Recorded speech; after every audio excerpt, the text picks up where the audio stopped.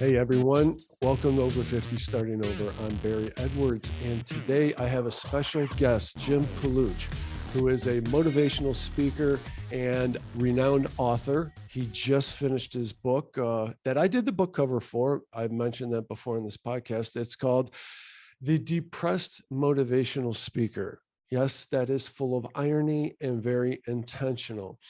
And this book, it's his fourth. I think it's his best book by far. It's really insightful and dark. It's a dark look into what depression is, its effects, and a nuanced way at recovering from it.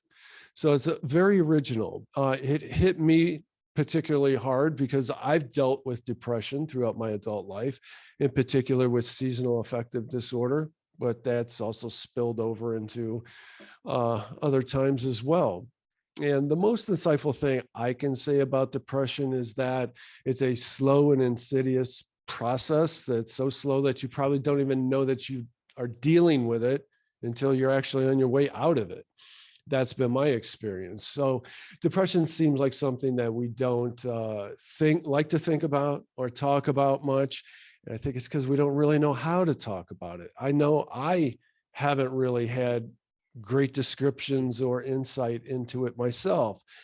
But I think Jim's book really does. And there, there's also a stigma associated with it. There's embarrassment because to admit that you've battled depression makes it sound weak or broken. But if you never felt weak or broken, then you never really lived and you never really put yourself out there.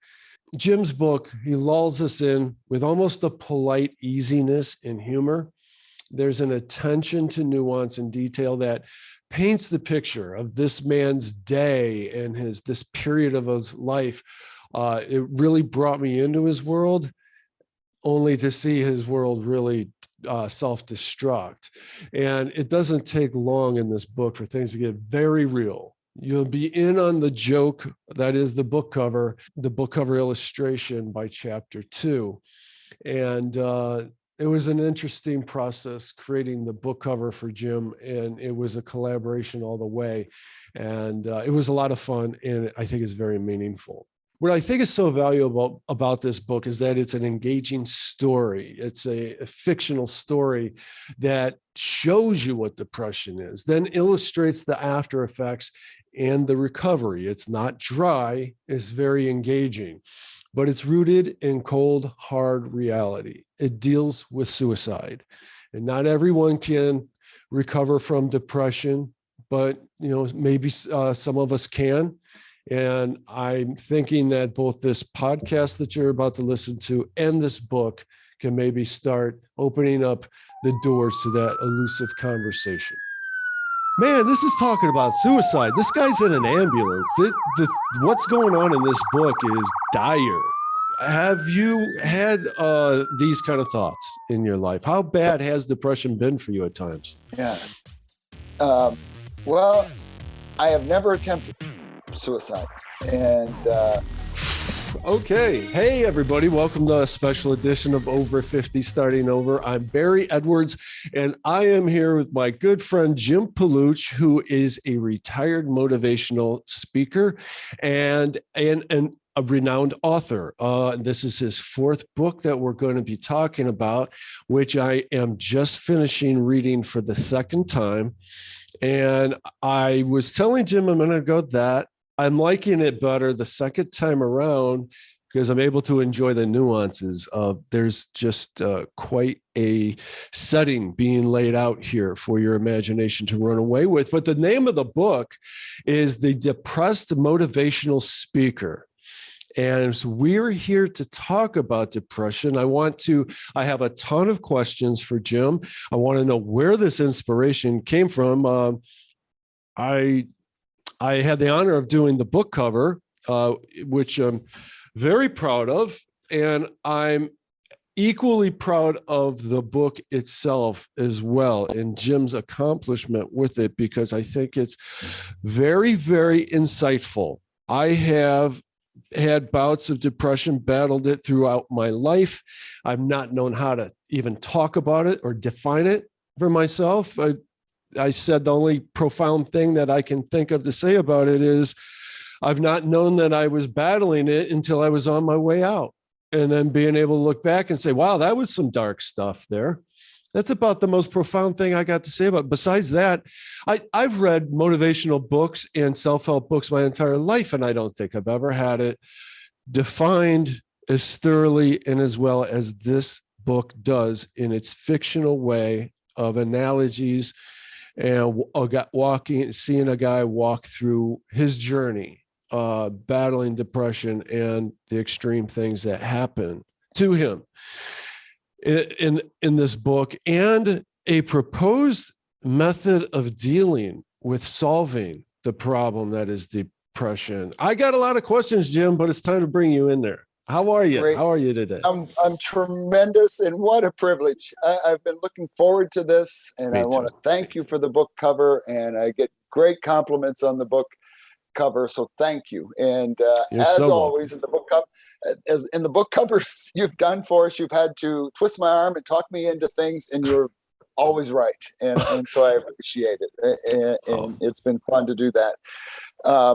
I also like something you just said, the proposed solution or a proposed way of dealing, because that's truly what it is. And a lot of research has gone into it, discussions has gone into it, a lot of reading of books, a lot of talking with people. Maybe the inspiration for the book has come from all of that, as well as just about every day in my career, I was sitting down with somebody, whether it was the sales manager or the new salesperson or a CEO or the mechanic in a garage. And I was hearing something about depression, about being down, can't stand this place, or going through something that a spouse or a child or friend or was battling. So I really thought that, and everybody could probably start to think about this to some extent. Everyone is either going through it, has gone through it, or knows someone that's going through it or has gone through it, and to many different levels of extreme. So I just felt it was time to write a book around it, and enjoy writing books. And when I started this one, I couldn't wait to see how it ended. That's so interesting. You kick off chapter 1 with a quote that occurs throughout your book that I find very moving and very illustrative of depression itself. I read this impactful sentence here. The moment you realize the person you believed yourself to be is not the person you are, that moment will change you forever. And I said to you a few minutes ago off camera that I believe that that's the moment of an anxiety attack. That sounds like the definition of I am going into an anxiety attack. And you said, or maybe you just had one. Yeah. It's an interesting thing that we those moments that can affect us forever. And if you think of how many moments come along and they do affect us. Mm-hmm. So we've got to be mindful of those moments, what we're thinking, what we're feeling, and going through them. And if we can capture that and really be intentional about how we're going to respond to that moment, like going into an anxiety attack, connecting with that. Here I am. Well, let's get through this thing, just like a cold. Let's get through this thing, deal with it, and then move on to the next moment. It doesn't mean that I have to be this person. And I think that was one of the key things I really wanted to be emphasizing through the book is we do not have to. I think the byline down at the bottom of the book is a story about choices. Mm. We have the privilege of making a choice of what that moment is going to be. And when we can make that decision, that's the moment that can change us forever. Still doesn't mean we may not battle an anxiety attack or a bout with depression or getting mad over something. Yes. But we don't have to be stuck in it. That's very, very hopeful. And I want to say, about 20 years ago, I went through a bout where I battled some anxiety attacks. And if you've ever done that, you know that it's the most profound thing to ever happen to you. It is the feeling, like this sentence, it means so much to me because it's the feeling that your reality is folding in on itself, that what you thought was real isn't. And so it's the moment you realize the person that you believed yourself to be is not the person that you are. The moment will change you forever. There's also a quote that someone a lot smarter than me said one time, a long time ago, said that once you gain an awareness, it can't be taken away. And you're kind of talking about that a bit here, that you're gaining the awareness that your thoughts, you're responsible for your thoughts, I think is what you're trying to say.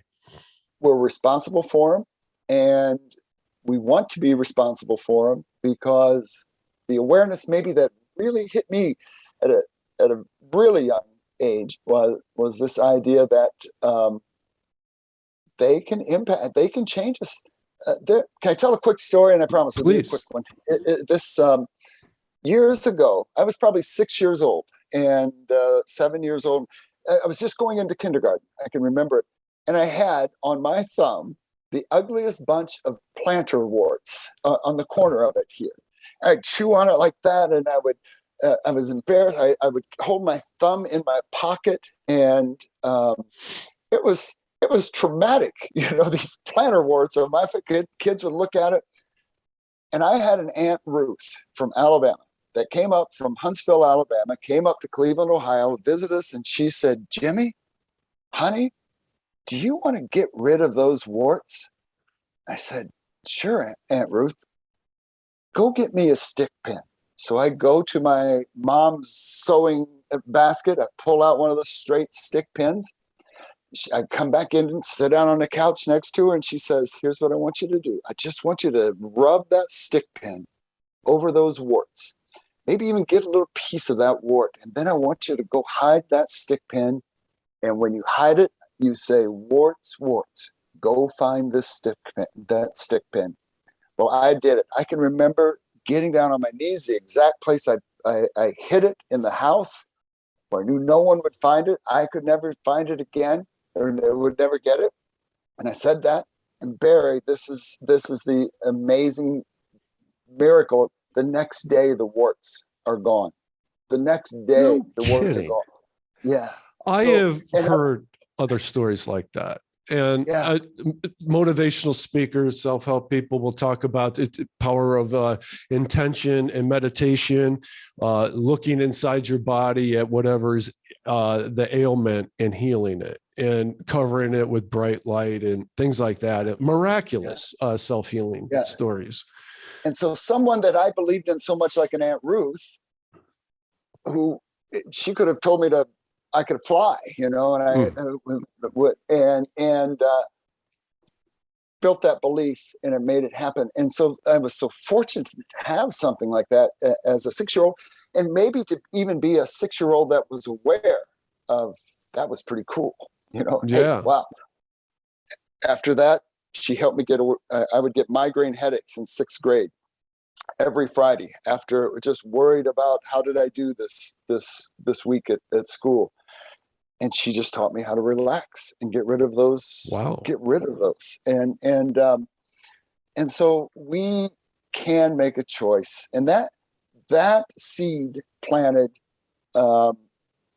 is probably what caused me to read the books that I've read and be the speaker and spend the time working with people and really caring about people and helping them to maybe see that they can control this. Okay. You quoted I forget his name, a physicist, I think a physicist. You alluded to quantum physics, and I mean, at the very probably basic level, quantum physics is like, if you perceive an atom, it then is until it's perceived, it's not really existing in this spot. And I think it was a pretty deep little area right there of the book. And I think what you were getting at is your perception is your reality. Is that correct? It is. It was. It's Dr. Joe Dispenza, who wasn't a Yes. physicist, Oh, happened to be a chiropractor. That. same thing. Yeah. He broke his neck, and it was just the trauma that came with that. Was able to, like the warts, was able to use his thoughts and use practice and use meditation and to cure that, and started and that opened up his study, his journey to learn more about it. And so being able to know that everything is energy, that's what Einstein taught us. Right. Everything is made up of energy, and if we can somehow project an energy from ourselves to impact that energy that's out there, or the energy that we want to, the things that we want to happen, we can make a change. And we do that when we feel that we are depressed. We've put ourselves there in that energy, and that's a bold statement. I know there's chemical reactions that happen inside us, and the serotonin and all of that happens between the synapses in our brain. But if our thoughts cause that to happen, it makes sense that if we could just learn to make the right choices on what we're thinking about, it may not make depression go away, but it will start to create an understanding of how we can work to get better at it. First, have to believe that we're not handcuffed to this demon called depression. It's something that comes along. Here it is again. Let's deal with it. And what's next? Let's move on past it. And that book, Breaking the Habit of Being Yourself by Dr. Joe Dispenza, first chapter in that book is about all you need to read to really go, that's pretty good stuff. I'm glad you shared that. I'm going to have to find that. Yeah, that sounds like my kind of book. But in your book, I don't want to give too much away. I want people to check it out for themselves. It's quite a journey. Your main character, my sister-in-law said, she's probably a third of the way through it. So she's like, I don't like that main character. And, she goes, I like in the book, I like the setting, the painting that is being painted for me. But she goes, but that main character is not a likable guy. And it's like, well, that's the journey. You're reading him right. That is the journey. Yeah. It's I think one way to put what we were just talking about is it's something of a personal neglect, I think, that we go through that allows us to spiral down slowly into this insidious thing called depression, where we're not our best selves, to say the least, at that point. So this character goes through that, and some really dramatic things happen. And he meets some other people in similar circumstances. And this is where the unusual therapy starts. And this is what I want to ask you about. You, in this journey, you made it clear that this is not to be taken lightly, that this whole thinking, changing the way you think, you have to start with the awareness first. Once you get that, now you need to begin your journey and realize how serious this journey is.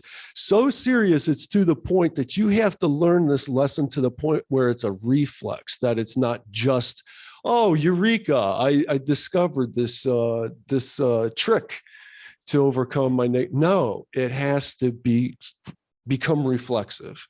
And I don't know what the question is. The question is something like, where did you come up with all of this? That's some deep stuff. Yeah. It is, again, observations around how do we learn. I was very successful in creating change in organizations, in people, as a speaker. Now, I had a thought that I've watched different speakers. There are those speakers that will speak at you or at an audience, And there's those speakers that will speak with you and create, even if it's in their minds, able to create a dialogue that takes place. And so the idea of being able to get an understanding and get an awareness that people have to participate. So that, looking back over the years, about 10 years ago, we started really looking, and we thought, why are we good at this? Are we just lucky? And I wish I could say we were intentional with, here's a theory, but I started looking back and I realized that we would give a lot of information, but we would also have people engaged in whether it was doing the wave at the beginning of a meeting, or some sort of just crazy things, or the music that was played, or the exercise that we took them through, so that they could take the information and start to get an understanding of it. And I go through this in the book too, and you got to almost read between the lines at times on it, but they get an understanding. If we can engage in information as opposed to just getting information, and that's the trouble sometimes with counseling. Maybe we'll get back to that in a bit here, but if we can engage, get an understanding, then that gives us confidence to do something, to take action, and that taking action will produce a result. So I read hundreds of books through my life, of the motivational books, and loved every one of them, but I was still depressed. It didn't. I was still depressed, and that's where I thought, we're creating change when we get people involved. When we can take that book and discuss it in a way, when we can break down the barriers, even like we're doing here today, Barry, you and I known each other for 25 years. How many conversations really before this book did we have about depression?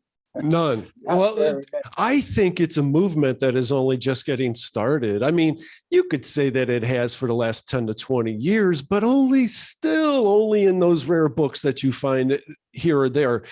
But for us to really come out and talk about it like this is very rare. I mean, I just told you that I had anxiety attacks 20 years ago. That's hard for me to say, for strangers to know about me. But you know what? It's time that we all have to do our part to make it a safe place for other people to come out. I think depression is getting worse. It's definitely getting worse in younger people today. Oh, yeah. Yeah, this is serious stuff. And the reason I'm so excited about talking about it with you is I haven't known how to talk about it. I haven't known how to define it. I certainly haven't known how to be able to tell somebody, here's your way out. It's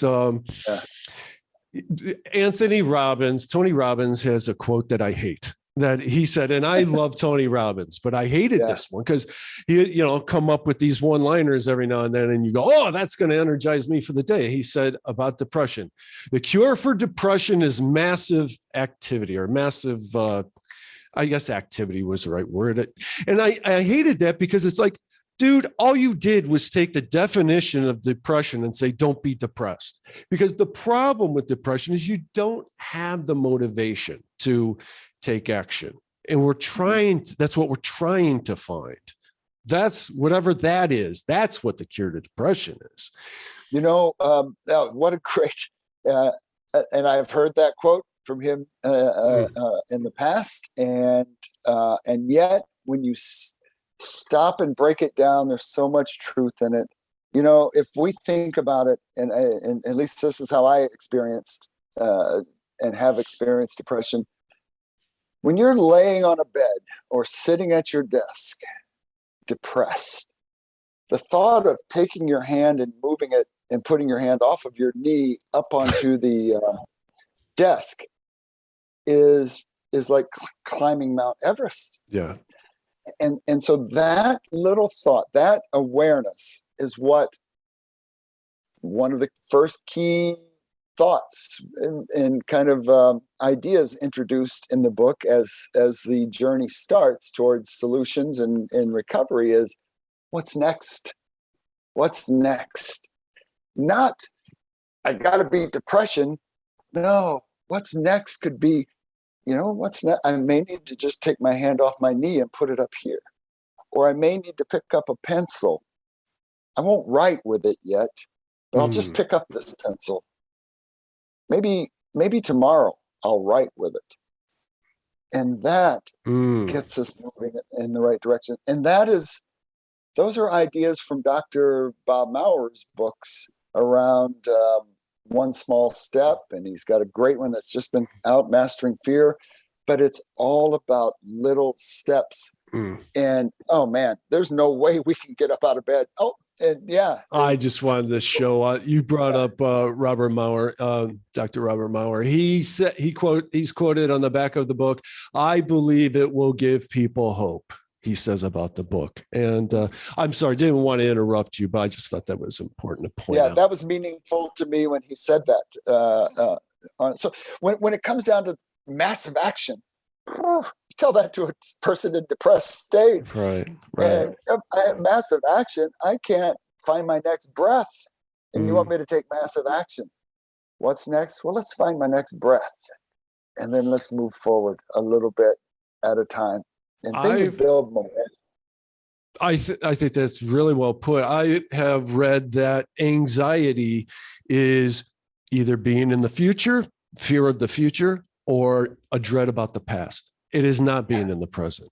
And that is what you're speaking to, is you got to just take some responsibility for what you're going to do right at this very moment. That first step. Your character is trying to type an email, I think it was an email, out to his wife as he was just starting to turn a corner of therapy. And he struggled with just typing that first letter. That's what he broke down. He's like, well, I don't even know what the email is going to be yet. And he went all the way back to, how about let's type that first letter? Yeah. That one. Same with writing a book. If we're writing a book, we've got to write our first sentence.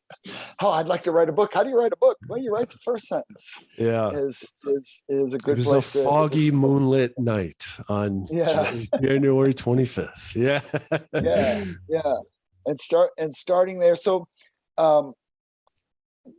understanding what's next and what I think in the book I talk about what's next is simply that next action that we can take that puts us in a place that puts us where we need to be in order to get to where we want to be. What's next is not getting to where we want to be. It's getting in the position to move to where we want to be. And so we just string a few of those moments, or 100 of those moments, or 1,000 of those moments, and then we stop and look back. I'll tell you, Barry, I've thought as I wrote the book over the couple 2.5 years, putting it down, picking it up, working through it, and lots of airplane riding as I was traveling, and I thought, if this book just helps one person, me, it was worth my time spent on this. And so the little things that I picked up and learned in writing the book helped me to, I'm a lot better today for writing that book, because I got a lot of thoughts and understanding out of my mind that allowed me to deal with it and move forward. So I think it's a journey. Oh, for sure. Well, it seems to me that you did a lot of research to write the book. I mean, is that true? Or are you just going to just say it's a lifetime of research? My lifetime. It's a lifetime of research, but there's some really, really great books. And we mentioned a few. And there's a book by Dr. David Byrne, and I think it's BYRN, called Feeling Good. The new mood therapy, and that is a great big thick book. Didn't finish it all, but great things. He talks about cognitive distortions in there, and that goes back to the things that we can say to ourselves that just blow reality out the one. Everything is terrible. And that's it's a very simple thought, but he's got about 20 or 25 cognitive distortions in that book that when I read that and typed them up, put them on the wall and thought about them, it was that got me thinking of how do we just make sure that another step, practicing the right things, doing the right things right. Well, let's quit saying those things. Let's practice quit saying those things, and let's just think about, there's a great book called What to Say When You Talk to Yourself by Shad Helmstetter. I need to read that book. Yeah. Powerful. Psycho-Cybernetics by Maxwell Maltz. I read that when I was in like 8th grade. That had a that started my whole interest in the self-help kind of stuff. Yeah. It's great. It's a good stuff. Stuff. Read. That's a great one. Yeah. It's about the power of visualizing your success. Yeah. And and you start talking about psycho-cybernetics, with people, and man, you sound so intelligent. You gotta throw that in a conversation. Let's talk about psycho-cybernetics. Yeah. Oh yeah. Okay. Go, Jim. Right. Yeah. So it is. So the research, the books, the people that I've met with, like we talked about every day, but I truly believe I am the best laboratory, man. I have been maybe blessed with a self-awareness of, I'm going to punch you in the face. I think that the character says that in the book several times. Yes. And well, this character has said that at the wrong time to the wrong, and then you go, that's not right. You just know it. And so then we ask ourselves, what would cause me to say that? And we won't have the answer down, but asking ourselves good questions can, your brain goes, I don't know. That's really an interesting question. I'm going to store it back here. I'll get back to you on it. And that's oversimplifying it, but that's a better question than, what would cause me to say that? What would cause me to feel that? That's interesting. Here I am again, feeling down. Wonder what's doing it. Right. Those questions where we can get to thinking about it is very good. So that's the research, and talking to the Dr. Maurer, other psychologists. You want to talk about counseling for a moment? Yeah. Counseling is a great place to do research. I've gone to maybe 6 or 7 counselors through the years. I've gone to a few, yeah.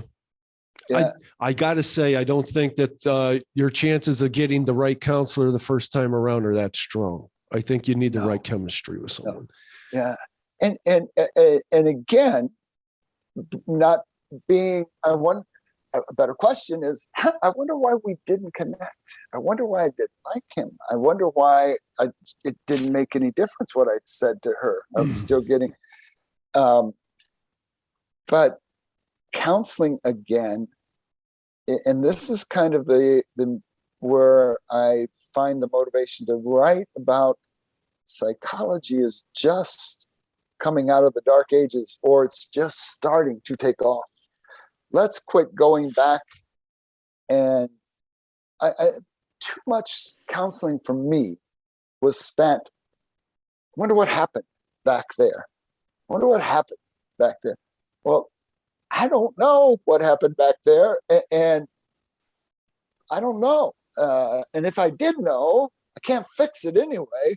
Yeah. And I love what you said a few minutes ago about the past and the future. And there's a book called Mastery that talks about we only spend about, and I don't know how he came up with the information, the author, 56% of our time in the now. I think he's exaggerating. I think it's less. I think it's less. I would agree with you. Yeah.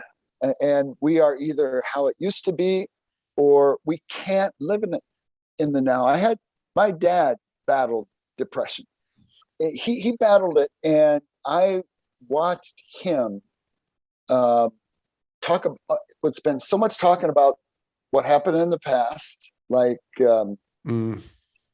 only went to 8th grade. That's why I can't become a foreman at the General Motors, because they want me to be a foreman, but I only went to 8th grade.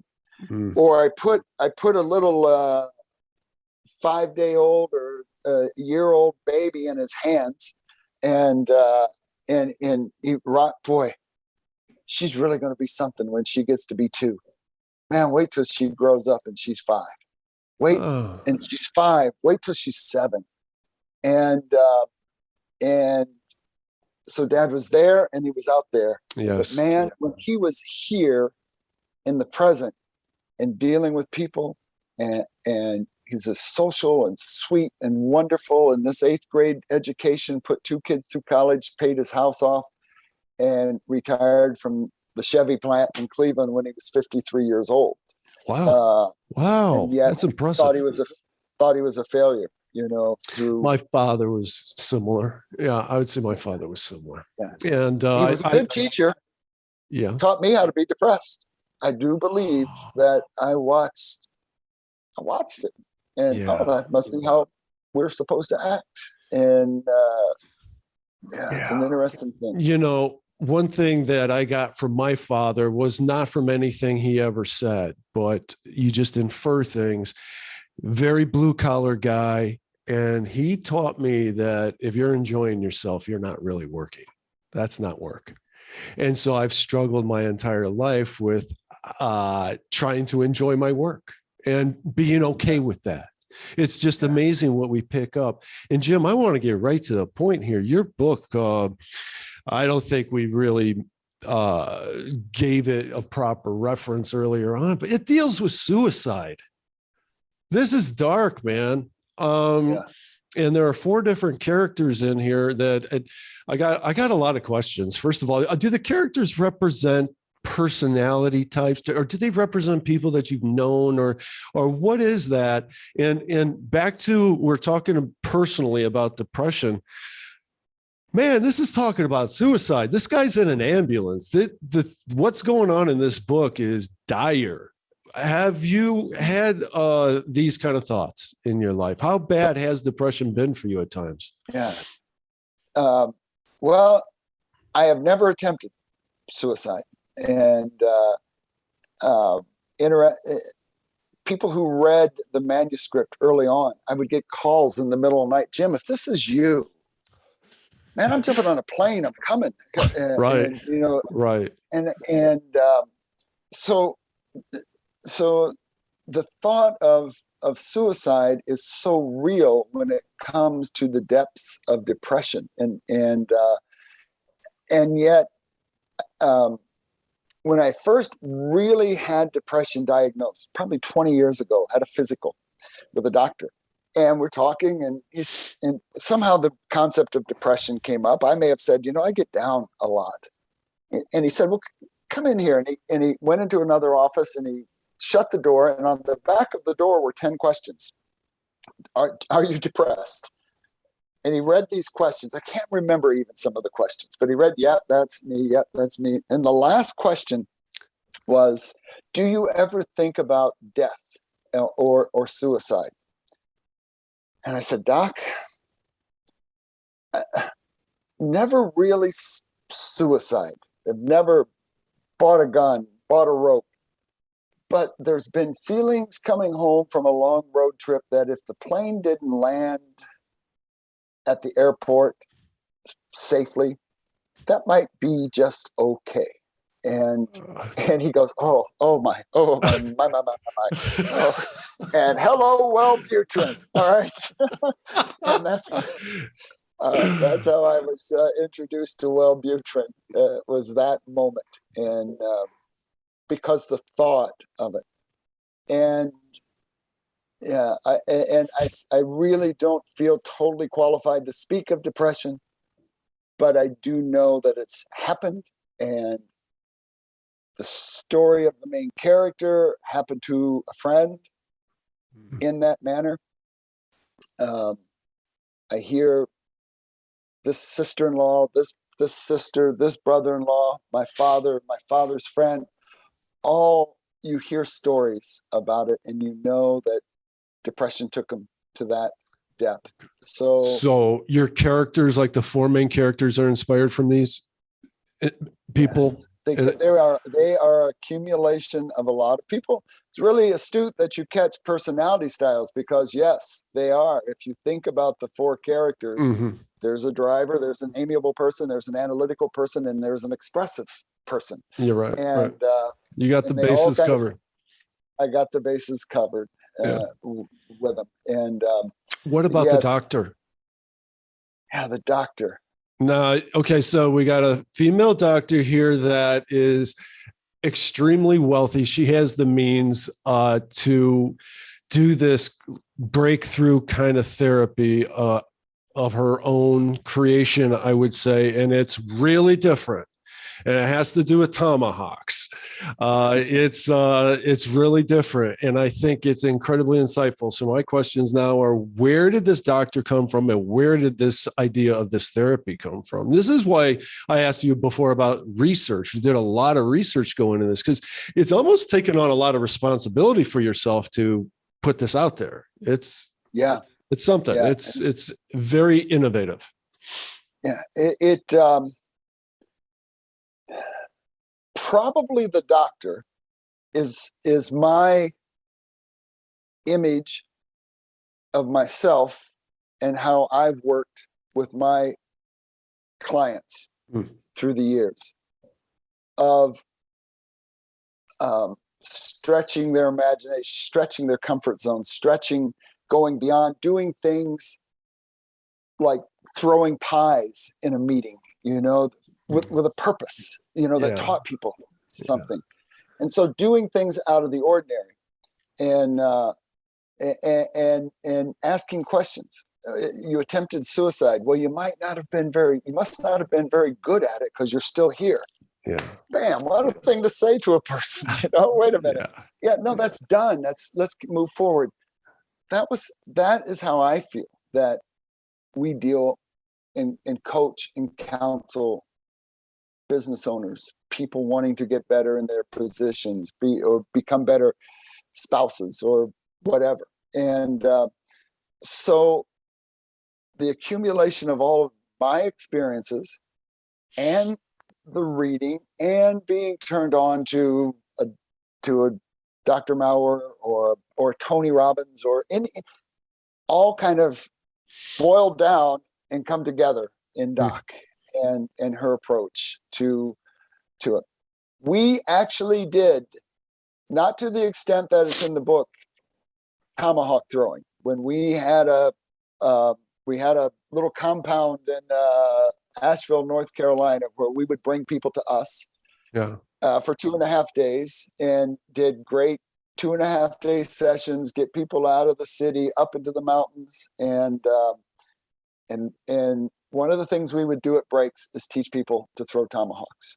And what we were able to learn in that little short time was the people that had this, I got to stick this thing, I got to stick it, is I would teach them to smile.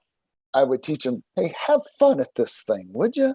Interesting. And once they could just have fun with it, they could start to stick it. And man, once you get the feeling of sticking that first tomahawk, watch it spin and boom, and realized it was me that had an impact on it. Wasn't the tomahawk, it wasn't the target that's too hard, too far away.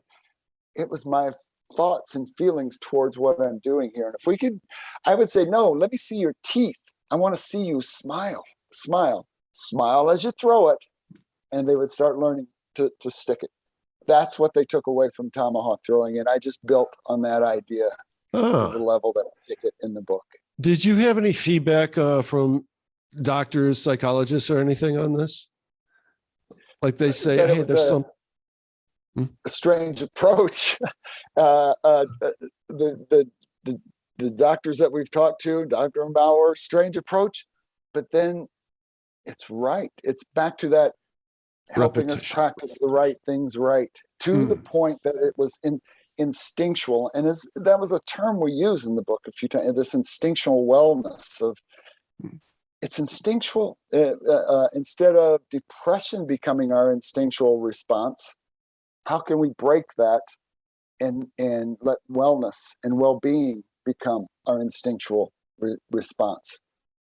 And so that takes repetition, day after day after day, working at it. And if at first it's just how to stand when you throw a tomahawk, or how to respond when something is when you feel the spiral starting, and just learn something very small and then start to build on it to where you can stick 50. Well, that makes me think of something of a quote that you have in the book that I'm going to screw up, so try to help me. But it was something like, yeah, I read a book about that. Can't I just read a book about it? And isn't that going to make all the difference? And the doctor said something to the effect of, well, does the fox need to read a book about how to catch its prey? Yeah. Maybe one of my favorite chapters in the book, is that walk. It's a big turning point. It's actually, I don't want to use the wrong terminology. It's rather long in the conversation and detailed, but there's a lot going on there. A lot of important stuff going on there. And I think that idea of it has to become instinctual. And so where did the fox learn to hunt? Probably from its parents at first, something that was put into them through nature. And now, if the fox was going to learn how to throw a fastball, we'd really have to work with the thing, to get it to do that. But doing what it needed to do instinct. So the same with us is practicing understanding it, not only the physicalness of it, but the mental side of it, and the feeling of it, and the belief level that I can make the warts go away. I can control that atom and that energy, and so reading the books are great. And for years, that's what I did. I had the privilege of reading those books and then going out and starting to talk to people about them in a conference room or in front of an audience. So I started getting under. That's why when we read books, we should talk to people about them. And even if it's, do you agree with this? Hey, see what you think of this book. I read it, like it, but I'd love your opinion. And then let's talk. Give me something about it. So, okay, I'm picking up on something here. That's very interesting. You've described how what you did with your career is you read your books, but then with your speaking and your style of speaking, you were always intending to make it interactive. Instead of just reading the book, you got to put it into action. And that's what this book is about. The Depressed Motivational Speaker. It's about not just reading the book, but putting the thought practice. Would you say cognitive, instinctual, cognitive? You had a good term. Instinctual wellness. Yes, instinctual wellness. And then the idea of being able to develop that understanding so that we can develop the confidence to take action. That is why I write my books in a fable sort of way, that instead of a textbook, here's what you need to do, talking at you. Yeah.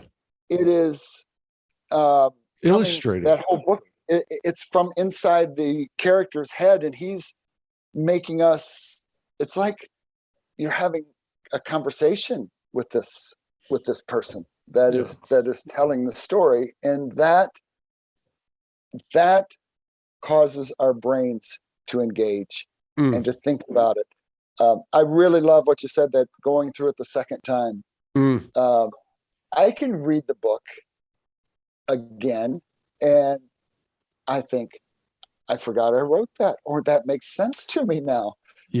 I've had people that have helped with the editing. Beth, who my wife, who did a lot of the editing, and when those 2 years of editing, never really read the book. And then just when we first, when the hard book came to us, and she read it, and she couldn't put it down. It was like really a cool story. It's very engaging. And I will say, as someone that's read a lot of books, that from the beginning, I thought this is very well edited. Really, a lot of care went into it, and I think it's a masterpiece. And to your point of just a couple of minutes ago, I would say that, a picture speaks 1,000 words. That's what you say, speaking in terms of fables. That's what you did with this book, and bringing it back to the editing is it really paints a good picture, brings you in, you're living it, and that is so much more meaningful than to be talked at. I don't read fiction. I always read nonfiction, but I get it. I get the fact that painting the picture is more meaningful than being talked at, as engaging as that can be, Yeah. And it's fun. It's a fun way to write, at least for me. And, sure. We wrote a newsletter for 20 years that came out on every Friday morning. And yes, the same style was there. And that newsletter is not, here's what you need to do. It is, what if you and I considered doing this?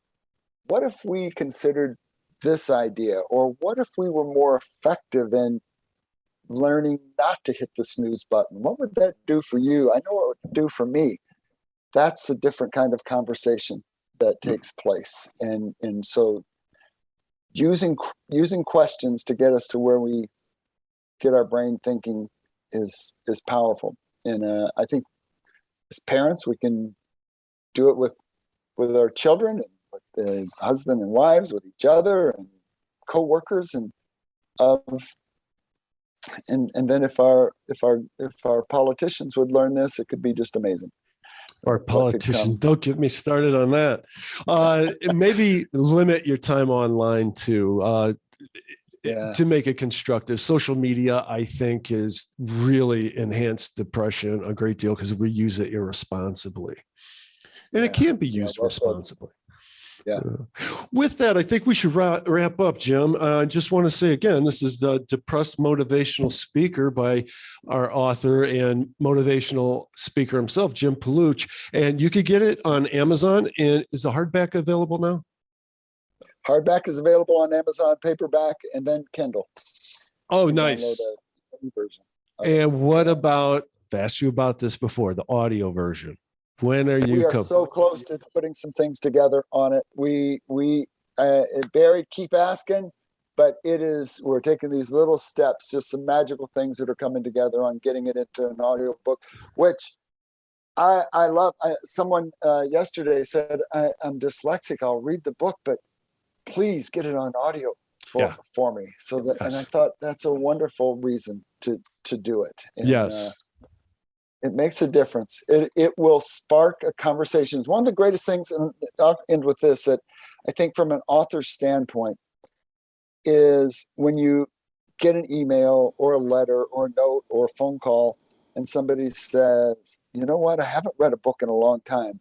I read this one and it caused me to do this. And I've had so many emails here recently of, it caused me to sit down and start talking with my wife. It caused me to have a conversation with my doctor. I'm starting some counseling and I didn't realize just what you said, Barry. I thought it was beautiful that I didn't realize what this was until I was coming out of it.